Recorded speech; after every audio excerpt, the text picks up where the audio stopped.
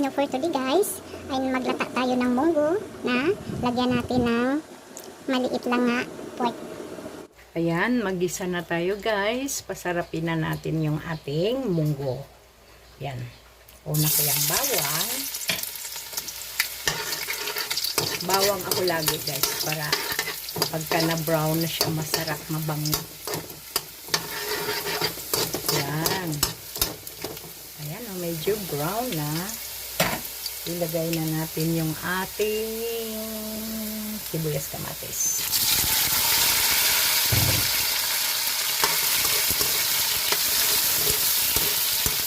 Gisa natin ang mabuti guys para maging masarap yung ating ginisang munggo.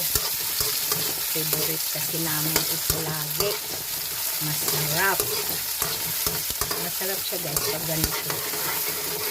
Ayan. Gisa lang natin ang mabuti. Tapos ilagay na natin yung ating pork. Kaunti lang. Pampalasa lang yan guys. Kaunti lang yung ating pork. Ayan.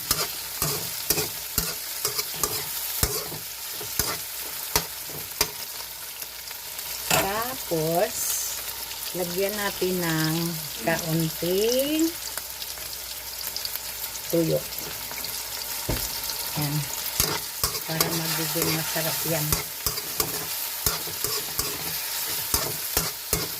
Masarap yan guys kapag ganyan ang pagkaluto. Tapos, lagyan natin ng pork cubes. Yan ang ating pampalasa guys. Ang ating pork cubes. Yan, igisa lang natin ng mabuti.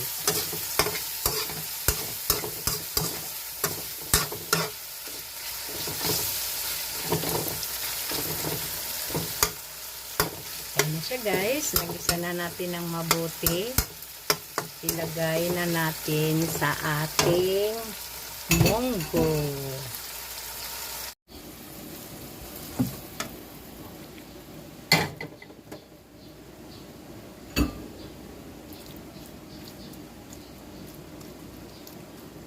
Yan, dagdagan natin ng tubig.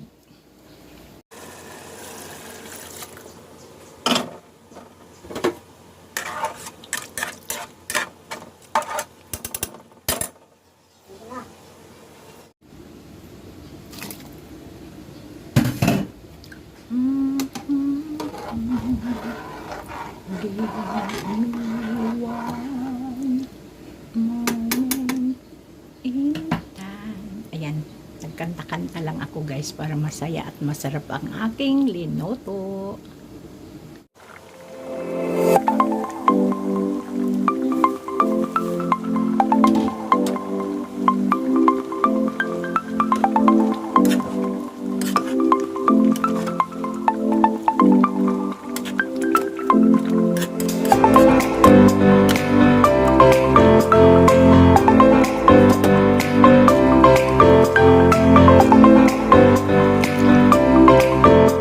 Na siya guys, luto na ang aking ginisang munggo na may kalabasa at malunggay. Napakasarap at masustansya ito guys. Ito ang paborito namin ulam. Kahit 3 times a week pa, ayan ang gusto namin. Dahil masarap. Ayan, sana nagustuhan nyo. And don't forget to subscribe, like, and share. And click the notification bell para updated kayo sa mga bago kong upload na lutong bahay na masarap.